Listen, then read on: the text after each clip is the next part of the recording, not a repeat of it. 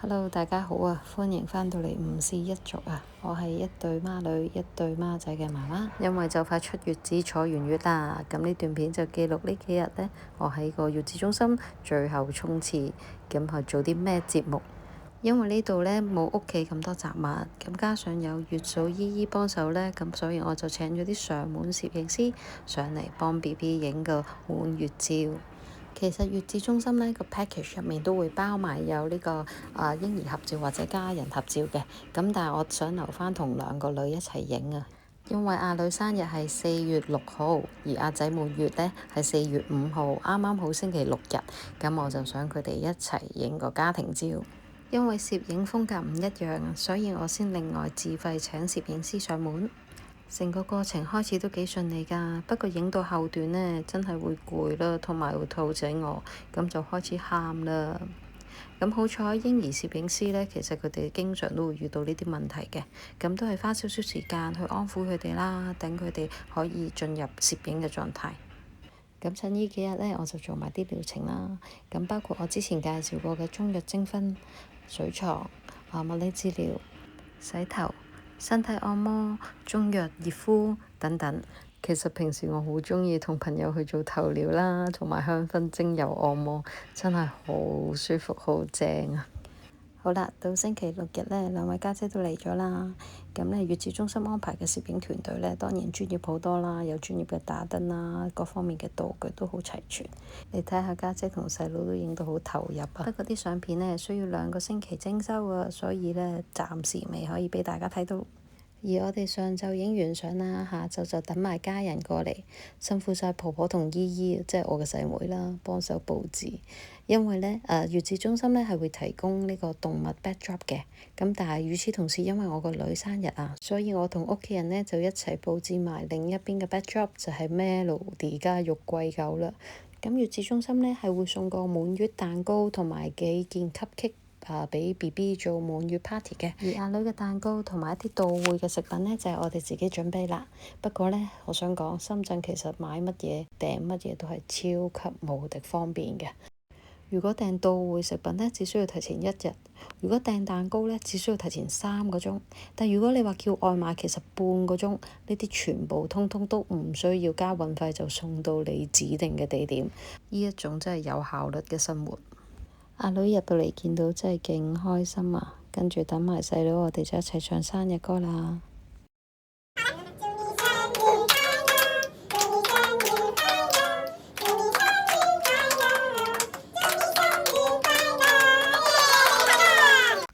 好啦，唱完歌、吹完蠟燭呢，就到細佬打腳印嘅環節啦。咁原來依家打腳印好方便㗎咋，用呢啲一次性即棄嘅印章，咁就基本上 BB 隻腳就唔使污糟啦。咁唔似我之前咁蠢買咗啲紅色嘅印台，搞到隻腳紅卜卜，要用清水先洗乾淨。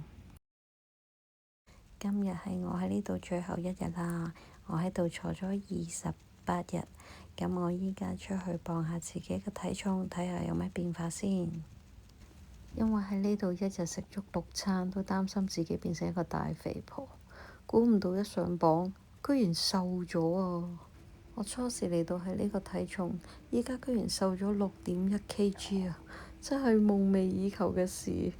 之前嘅影片呢，我都提及過喺月子中心呢度實在太舒服啦，咁好多時間，所以呢，我就上網訂咗啲油畫嘅初學者工具，同埋上 YouTube 自學。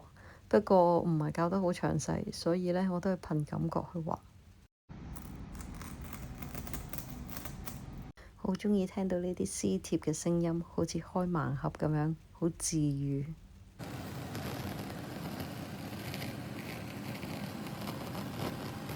呢一幅係我人生第一幅嘅油畫作品，雖然有啲地方我都唔係好滿意，因為冇人教嘅情況下，所以又行咗好多冤枉路。咁依家就會做啲修修補補，咁希望下一次畫得會更好啦。咁有咗第一次畫油畫嘅經驗，見嚟緊仲有成個星期嘅時間，我先出月子，咁就喺度開始畫第2幅我嘅作品啦。但係畫雲呢一方面處理真係好難，所以嬲嬲地亂咁掃走佢，即係諗住放棄呢幅畫噶啦。但係當我查晒佢嘅時候，我又發覺，咦，其實都唔係好差喎，即使有另一種感覺，所以我就繼續畫落去啦。咁希望如果啲油畫嘅畫家啦，或者啲大師見到我咁笨拙嘅手法，唔好笑我，因為我都係一個自學嘅初學者。又嚟撕貼紙啦，好有驚喜嘅感覺。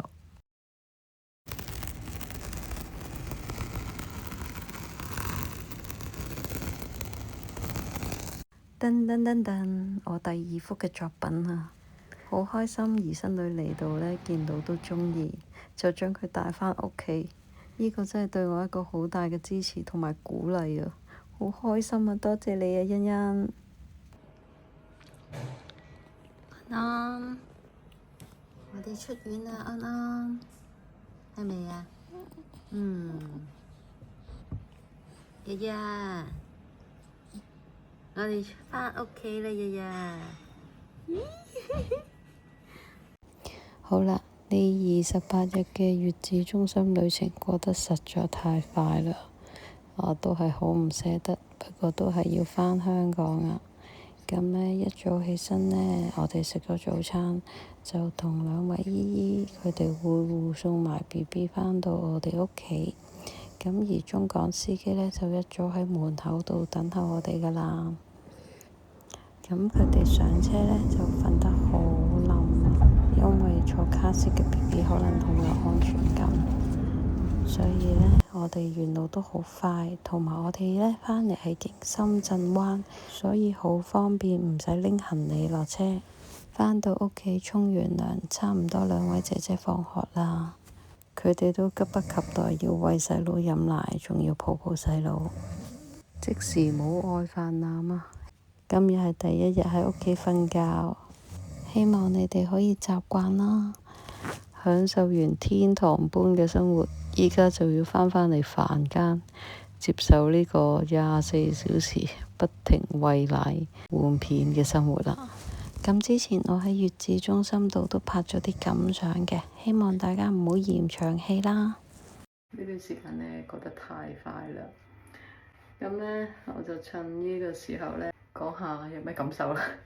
呢度俾我嘅感想呢，就係坐月好與壞呢，除咗食啊、心情啊，都係一個好重要嘅因素。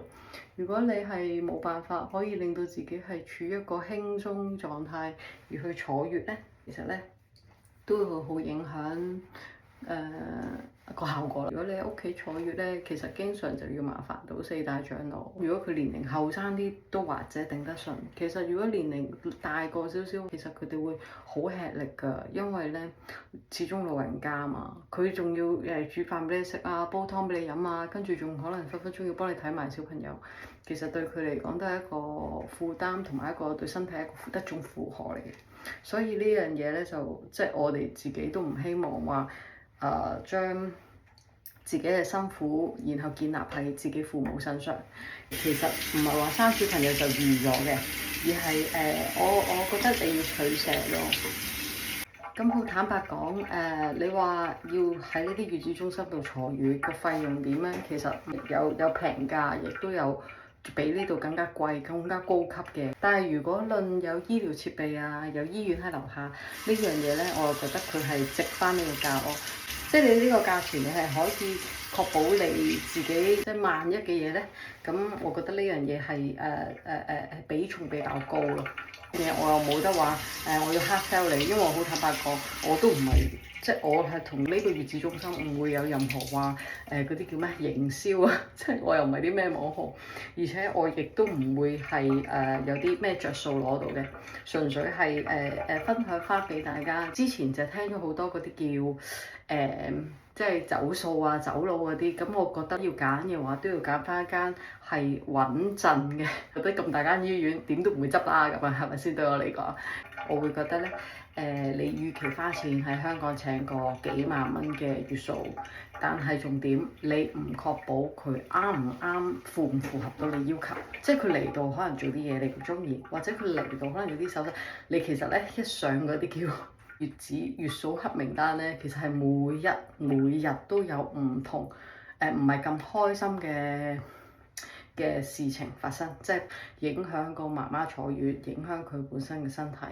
好多呢啲唔開心嘅事發生。所以話如果你花一嚿錢係請到個好好嘅月嫂，我真係恭喜你，呢樣嘢係好彩，即係同請工人一樣。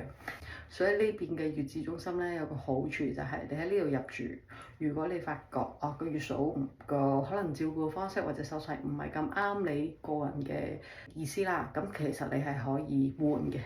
咁而換咧係可能換到你適合位置。